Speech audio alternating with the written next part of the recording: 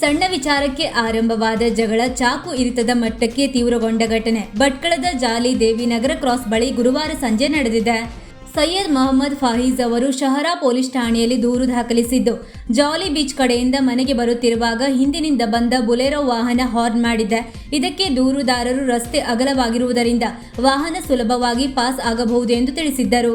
ಇದರಿಂದ ಕೋಪಿತರಾದ ಆರೋಪಿಗಳು Swift car ಹಾಗೂ ಜಾವಾ ಬೈಕ್ನಲ್ಲಿ ಬಂದು ದೂರುದಾರರ ಸ್ಕೂಟರ್ ಅನ್ನು ಅಡ್ಡಗಟ್ಟಿದ್ದಾರೆ.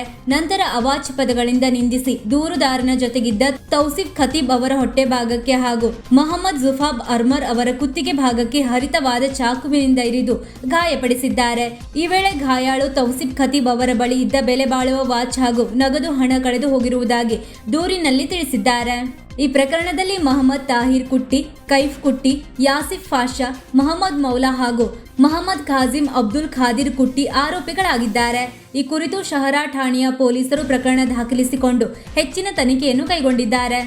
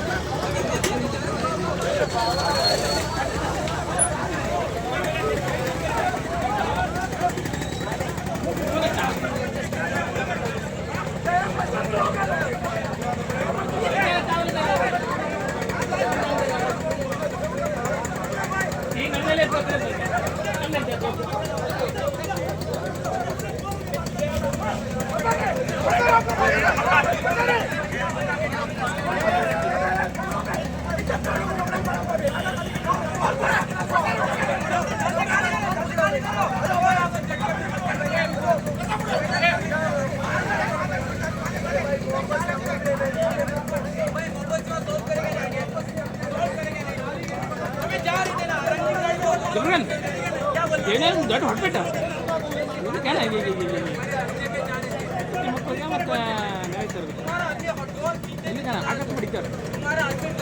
ಕ್ಯಾಮ್ರಾ ಬ್ಯಾಂಕ್ ಯಾಕಂದ್ರೆ ಹಾಕಿದ್ದೀರಿ ಹೌದಾ ಏನು ಗಾಡಿ ಎಲ್ಲ ಕೆಳಗೆ ಸೊಂದ್ರ ಅಂತ ಆಗ್ಬೋದು ನಮ್ಗೆ ಪೇಟಿ ನಡೀತದೆ. ವೀಕ್ಷಕ ಮಹಾಪ್ರಭುಗಳೇ, ನಮ್ಮ ಚಾನಲ್ ಅನ್ನು ಸಬ್ಸ್ಕ್ರೈಬ್ ಮಾಡಿ, ಶೇರ್ ಮಾಡಿ, ಪ್ರೋತ್ಸಾಹಿಸಿ.